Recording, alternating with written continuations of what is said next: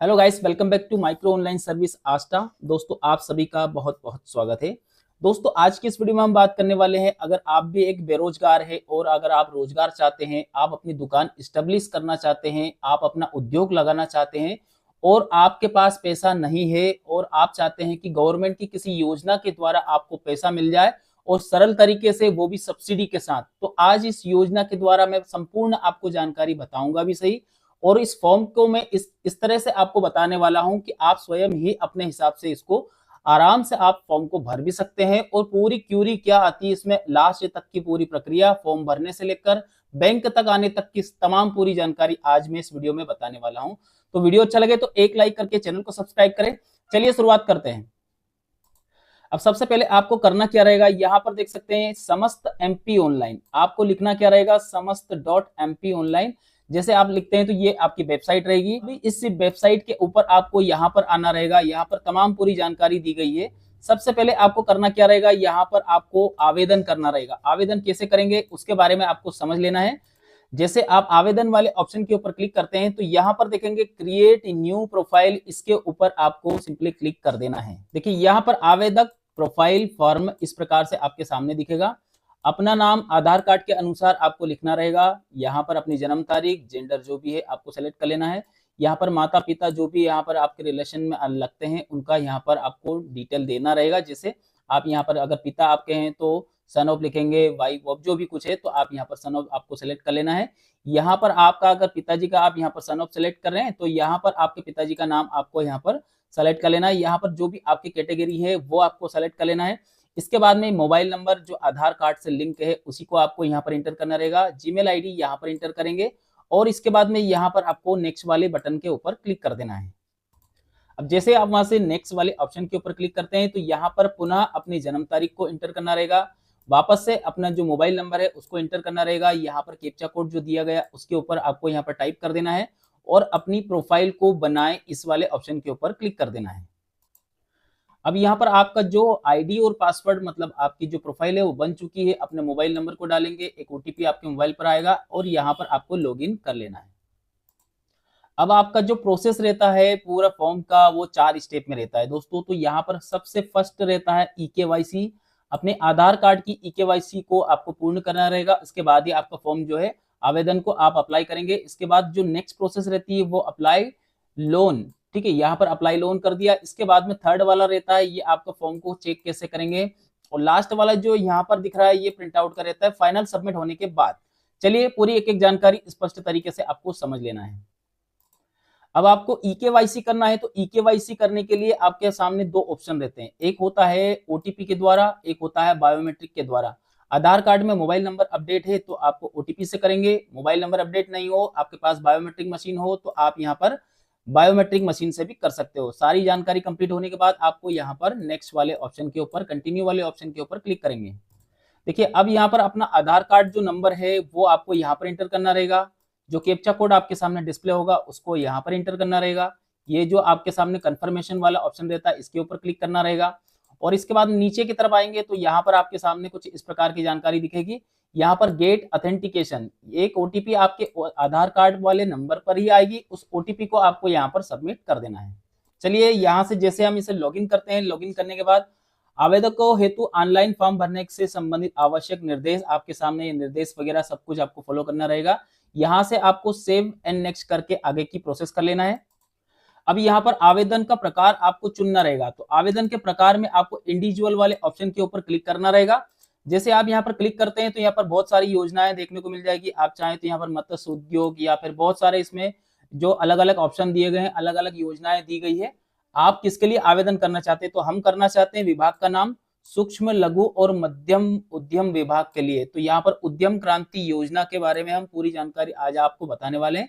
इसमें 3% ब्याज अनुदान प्रदान किया जाता है आपको। ठीक है, अब इसके बाद में यहाँ पर आपके सामने इसमें गाइडलाइन भी दी गई है। 18 से 45 वर्ष की उम्र होनी चाहिए, कक्षा 8वीं पास होना चाहिए। और यहाँ पर इस योजना का लाभ आवेदकों को केवल तभी प्रदान किया जाएगा जब आवेदक के परिवार की वार्षिक आय 12 लाख से ज्यादा ना हो तो आप यहाँ पर आवेदन कर सकते हैं। इसके अलावा अगर आप आयकर दाता है, ऐसी स्थिति में अगर आपके पास आयकर दाता हो तो आपको यहाँ पर 3 वर्ष की आपको इनकम टैक्स की रिटर्न फी रिटर्न फाइल भी आपको लगाना होगा। इसके अलावा बहुत सारी योजना दी गई, तो हमने यहाँ पर कौन सी योजना चुना है, मुख्यमंत्री उद्यम क्रांति योजना। ये आपकी दुकान वगैरह या उद्यम आपको स्टेब्लिश करने के लिए यहाँ पर किया जाता है। चलिए इसके बाद में और नीचे आते हैं, तो इसमें बहुत सारी और भी जानकारियां दी गई। आप चाहें तो संत रविदास योजना के अंतर भी आप फॉर्म भर डाल सकते हैं। डॉक्टर भीमराव अंबेडकर आर्थिक योजना है, टांटिया मामा आर्थिक कल्याण योजना भी है, यहाँ पर बिरसा मुंडा स्वरोजगार योजना भी है, दीनदयाल अंत्योदय योजना भी है। बहुत सारी इसमें योजना है, तो आप जिसके लिए आवेदन करना चाहते हैं उसके लिए आप आवेदन करेंगे, सेम प्रोसेस रहती है। यहाँ पर आप अपनी यहाँ पर जो भी बैंक है उसका IFSC कोड डालेंगे।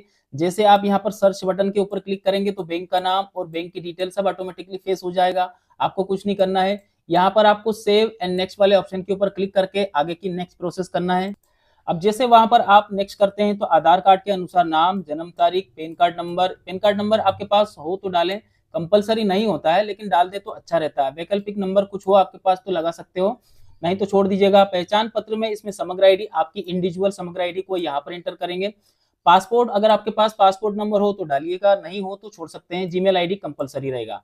यहाँ पर पूछा जाता है क्या आवेदक फिजिकली आप हैंडीक्राफ्ट वगैरह में आते हैं, अगर आते हो तो यस करें, उसकी जानकारी आपको देना होगा, और नहीं आते हैं तो छोड़ दीजिएगा। क्या आवेदक अल्पसंख्यक समुदाय से अगर हैं, अगर आप हिंदू को छोड़ करके और दूसरे समुदाय से आते हैं तो आपको यस करें, नहीं तो इसे नो करके छोड़ दीजिएगा। यहाँ पर आप आवेदक का स्थायी पता जो भी आपके आधार कार्ड में लिखा हो सेम बेशक वैसा आपको यहाँ पर लिखना रहेगा। गली मोहल्ला जो भी लगता है, गांव शहर जो भी लगता है, पोस्ट कौन सा लगता है, जिला कौन सा है, तहसील कौन सा है, पिन कोड क्या लगता है, आवेदक का स्थायी पता, और ये दोनों एक जैसा ही है कि अगर जो वर्तमान पता और स्थायी पता एक जैसा है तो आपको यहाँ पर हाँ लगा देना है, यस कर देना है, और इसके बाद में यहाँ पर इसे सेव एंड नेक्स्ट करके आगे की प्रोसेस आपको कर लेना है। अब यहाँ पर परियोजना का प्रकार आपको देख लेना है, तो आप उद्यम या मैन्युफैक्चरिंग जैसा कोई, मान लो आपको कोई स्टेब्लिशमेंट करना है तो आपको यहाँ पर इसके ऊपर क्लिक करना होगा। सेवा से संबंधित हो, खुदरा व्यापार हो, रिटेल ट्रेड वगैरह कुछ हो तो आप यहाँ पर इनमें से जो भी हो आपको सेलेक्ट करना होगा। देखिए हमने यहाँ पर जैसे एक उद्योग के लिए हम अप्लाई करना चाहते हैं, दुकान के लिए, तो ये उद्योग में ही आता है। तो चलिए यहाँ पर देखेंगे आपका प्रस्तावित गतिविधियां किस प्रकार से है, तो आप यहाँ पर देखेंगे खाद्य संस्करण, टेक्सटाइल, मसाला, इंजीनियरिंग, ऑटोमोबाइल्स, या फिर इनमें से अगर कुछ हो आते हैं तो ठीक, नहीं तो आखिरी में आपके पास एक ऑप्शन रहता है अदर वाला। आप अदर वाले ऑप्शन को लेकर के, जैसे आप अदर वाला ऑप्शन लेते हैं तो यहाँ पर जो भी आपकी इकाई का नाम है, जो आपकी शॉप किस टाइप से है, मतलब जैसे अगर आप जूते चप्पल की दुकान डालना चाहते हैं, किराने की दुकान डालना चाहते हैं, या फिर किसी और प्रकार की कोई दुकान वगैरह आप डालना चाहते हैं तो उसका नाम लिखेंगे। जो भी आपका ऑफिस अगर आप डालना चाहते हैं तो उससे संबंधित आपको यहाँ पर जानकारी देना होगा। प्रस्तावित यहाँ पर गतिविधि का संक्षिप्त विवरण करें तो अपनी दुकान के बारे में लिख दो और कुछ नहीं। अब आपकी प्रस्तावित स्थल मतलब होता है कि आप कहां पर अपनी दुकान, ऑफिस या फिर जो भी आप उद्योग लगाना चाहते हो तो वो उसका जो एड्रेस है वो क्या है। तो मैं एक सामान्य तरीके से आपको बता रहा हूं, जो भी आपका एड्रेस जहां पर आप अपनी दुकान, ऑफिस या फिर उद्योग लगाना चाहते हो वो एड्रेस यहाँ पर लिखेंगे, जिला, तहसील और पिन कोड, ये आपको यहाँ पर टाइप कर देना है। अब जो मैं जानकारी बताने जा रहा हूँ ये बहुत ही इंपॉर्टेंट है इस काम के लिए। आप अगर लोन का फॉर्म भर रहे हैं तो यहाँ अगर आपने पूरा कार्य आपने कर लिया तो आपको 1% भी बाद में दिक्कत नहीं आएगी। चलिए यहाँ पर देखेंगे परियोजना की लागत से संबंधित जानकारी आपको यहाँ पर देख लेना है। सबसे पहले बात करेंगे कि जो भूमि का स्वामित्व क्या है, आपका स्वयं का है, जहां पर आप दुकान डाल रहे हैं वो स्वयं का है, लीज पट्टा पर है या फिर किराए से। अगर किराए से तो किराए से करेंगे। यहाँ पर वापस से दुकान और शेड का स्वामित्व क्या है, स्वयं का है या फिर पट्टे से है या फिर किराए से है, तो ये भी आपको यहाँ पर दिखाने देना। अब इसके बाद में जो प्रोसेस होती है ये इस प्रकार से रहती है। चलिए मैं इसके बाद में पूरी जानकारी आपको स्पष्ट कर देता हूँ कि आपको इसमें कैसे आपको फिलअप करना। रखिए अगर आपको 10 लाख से ऊपर का लोन लेना है तो ध्यान रखिएगा 10 लाख से ऊपर के लोन लेने पर आपको एक सीए की एक रिपोर्ट रहती है जिसे हम प्रोजेक्ट रिपोर्ट बोलते हैं। तो वो प्रोजेक्ट रिपोर्ट अगर आप 10 लाख से ऊपर का बनवाना चाहते हैं, आपको लोन लेना है तो 10 लाख से ऊपर वाले को प्रोजेक्ट रिपोर्ट लगेगा, और अगर 10 से कम वाले हैं तो उसमें परियोजना प्रतिवेदन लगेगा। ये सब मैं बाद में आपको एक्सप्लेन करूंगा। हमारा जो प्रोजेक्ट है वो है 10 लाख का। अब 10 लाख में से देखिए यहाँ पर आपके सामने एक एक जानकारी आपको फिलअप करना रहेगा। आपका उपकरण लागत क्या है वो लगभग आपको यहाँ पर दिखाना रहेगा। कारखाना मशीनरी की लागत लगभग हमने ये हमारा पास क्या है एक दुकान के लिए बता रहे हैं, तो आपका जो है सेम ऐसा हो तो ऐसे कैसे आप फिगर को यहाँ पर मैनेज कर सकते हो, लेकिन अगर आपका थोड़ा सा डिफरेंट है तो आप अपने अनुसार आपको करना रहेगा। तो मैं एक अंदाजन में बता रहा हूँ आपको, साज सज्जा और फर्नीचर के लिए हमारे पास कुछ था नहीं, तो हमने यहाँ पर 10,000 ही लिखा। और यहाँ पर जो पूंजीगत लागत है, पूंजीगत लागत में हमने टोटल इसमें 20,000 डाला। तो ये देख सकते हैं, ये अमाउंट आपको इस प्रकार से देखने को मिलेगा। अब जो खेल रहता है वो यहाँ रहता है, ये आपको बड़े ही शांति से आपको समझ लेना है, क्योंकि ये जानकारी अगर गलत भर दिया आपने तो पूरा फॉर्म रिटर्न हो जाता है। चलिए इसके बाद में एक्सप्लेन करते हैं। सबसे पहली बात है, यहाँ पर कार्यशील पूंजी हमारे पास कितनी है, तो ये कार्यशील पूंजी हमने यहाँ पर इतना डाला है। अब ये कहाँ से निकलेगी कार्यशील पूंजी, और ये पूरी जानकारी आप कैसे डालेंगे, तो मैं आपको पूरी जानकारी आपको बता देता हूँ। चलिए देखिए, जो भी आपकी यहाँ पर जो आपका लोन है उसमें से आपको 20%, कितना, 20% मार्जिनल आपको स्वयं का अंशदान रहता है, राइट। तो यहाँ पर ये जो आपका 20% जो अमाउंट है ये पहले आपको लेस करना रहेगा। कैसे करेंगे वो आपको समझ लेना है। यहाँ पर हम कैलकुलेटर के ऊपर समझते हैं, जैसे मान लो 10 लाख का अमाउंट है, तो 10 लाख के अमाउंट में से हमें 20% हमें लेस करना रहेगा। 20% आपने यहाँ पर लेस किया। अब देखिए हमारे पास जो उपकरण की लागत है वो सिर्फ हमने 5,000 लिखा है इसमें, ठीक है। आप अपने अनुसार भरिएगा। यहाँ पर देखेंगे हमारे पास जो कारखाना और मशीनरी की लागत कुछ नहीं है, तो हमने यहाँ पर इसमें भी 5,000 ही भरा है। अब साज सज्जा से संबंधित फर्नीचर वगैरह कुछ हमारे पास ज्यादा कुछ है नहीं, तो हमने यहाँ पर 10,000 इसमें भरा है। तो ये अमाउंट टोटल यहाँ पर जो पूंजीगत लागत है वो 20,000 हमारे पास ऑटोमेटिकली कैलकुलेट हो गई।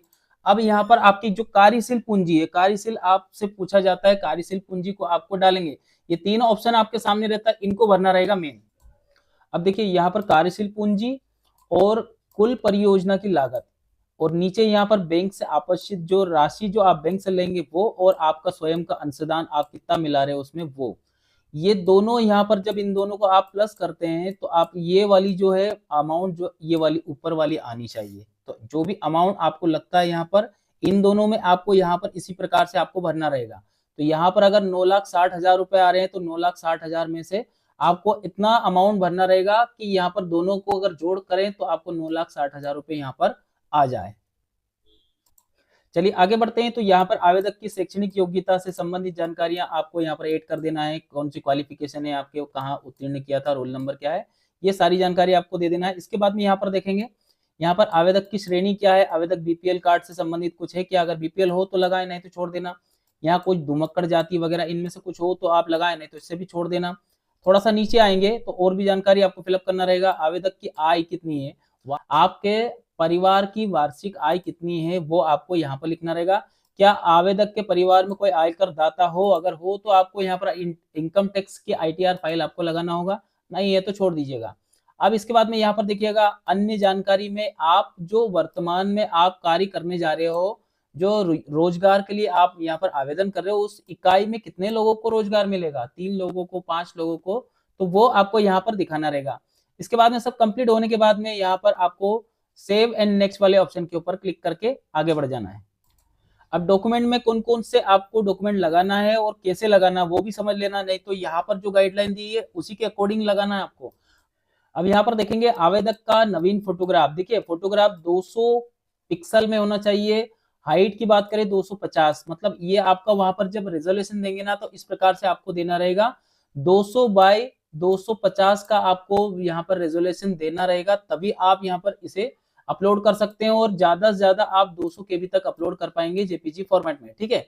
जेपीजी के अलावा इसमें पीएनजी वगैरह कुछ दिया, लेकिन हमारे पास जेपीजी ज्यादा चलता है। आवेदक का हस्ताक्षर की बात करें तो इसमें भी आप यहाँ पर देखेंगे 250 ये आपका जो है मैक्स रहेगा विड्थ, और हाइट की बात करें तो हाइट में 150, ठीक है। तो 250 बाय 150 आपको यहाँ पर सिग्नेचर का देना रहेगा, 200 केबी से कम होना चाहिए।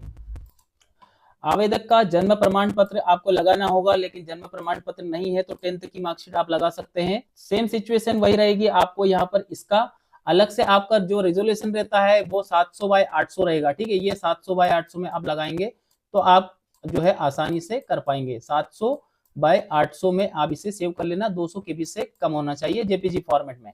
अब परियोजना का प्रतिवेदन, पहले इसको समझ लीजिए कि ये परियोजना प्रतिवेदन होता क्या है और इसको भरेंगे कैसे। तो यहाँ पर देखेंगे, जैसे हमने इसे डाउनलोड किया, प्रिंट आउट निकालना पड़ता है पहले आपको। तो यहाँ पर देखेंगे इसमें दो प्रकार की अलग अलग जानकारियां, 10 लाख से कम की उद्योग वाले जो भी है वो आपको इस वाली प्रोजेक्ट को लेंगे। और इसके बाद में यहाँ पर 3 फाइल इसकी दी है, और नीचे आएंगे तो इसमें एक और जानकारी दी है। अब इसमें रिटेल और व्यवसाय और इसके लिए है, तो आपको क्या लेना है ये आपके ऊपर डिपेंड करता है। अगर आप रिटेल में आ रहे, चलिए हम रिटेल की बात कर लेते हैं। रिटेल में अगर आप शॉप है आपकी 10 लाख से कम है, तो यहाँ पर आपका जो नाम लिखना है, जिसके बाद में व्यवसाय का नाम, व्यवसाय की संभावना कहाँ पर स्टेब्लिश कर रहे हैं, एड्रेस उसका लिखना है आपको। यहाँ पर स्थिर पूंजी, भूमि कहाँ पर है, इसके बाद में भूमि एवं किराए पर जो भी कितना किराया है उसका वो भी आपको लिख देना है। दुकान की साज सज्जा से संबंधित पूरी जानकारी, फर्नीचर वगैरह सब यहाँ पर लिख देना। कितना कितना अमाउंट है वो भी आपको लिखना रहेगा। अब इसके बाद में जो आपका कोटेशन रहता है, जो कोटेशन आप बनवा रहे हो, कोटेशन लगेगा इसमें आपका, तो कोटेशन के अनुसार सामग्री आपको पूरा यहाँ पर फिलअप करना रहेगा। सामग्री में जो जो भी लिखी हुई है, अगर आप फर्नीचर का कर रहे हैं, जूता चप्पल की दुकान है, किराने की दुकान है, तो जो जो भी मोटा मोटा अमाउंट आपको ऐसे अमाउंट लिखवाना है कोटेशन में, 10 अमाउंट में, यहाँ पर कि 10 स्टेप में पूरा हो सके पूरा अमाउंट। तो यहाँ पर देखेंगे उसकी जो है जो जो जानकारियां है वो यहाँ पर फिलअप करना रहेगा। परिणाम जो भी रहता है वो आपको कितना दर है, कितना क्या रेट में मिला है, वो कितना अमाउंट आया है, वो टोटल योग यहाँ पर आपको लिख देना है। अदर वे की बात करें तो अदर वे में यहाँ पर ऑफिस स्टेशनरी, विद्युत, पानी, किराया वगैरह कुछ हो आपका तो लगा सकते हैं। इसमें जो जो भी यहाँ पर है खर्चे या भी आप यहाँ पर ऐड करेंगे। कार्यशील पूंजी कितनी है आपकी, तो कार्यशील पूंजी आपको यहाँ पर जो आपने जो मैंने फॉर्म भरा था, अभी भरवाया था, कार्यशील पूंजी और टोटल पूंजी सब मैंने बताया था वहां पर, तो जो जो जानकारी वहां भरी है वो यहाँ आपको भरना रहेगा। इसके बाद में लाभ हानि प्रतिमाह, तो यहाँ पर आपका जो है कितना अमाउंट आप पैसा आप उस उद्योग से कमाने का आपको अंदाजा है, लगभग 3 लाख, 5 लाख, 2 लाख जो भी है, तो वो लिखना रहेगा। उत्पादन की लागत लगभग लगभग कितनी हो सकती है वो लिखना रहेगा। टोटल यहाँ पर आपको योग इसमें लिख देना है। अब इसके बाद में वित्तीय आवश्यकताएं, वित्तीय आवश्यकताएं में देखेंगे स्थिर पूंजी आपकी कितनी है, जो आपका कोटेशन में लिखा वो अमाउंट यहाँ लिखेंगे।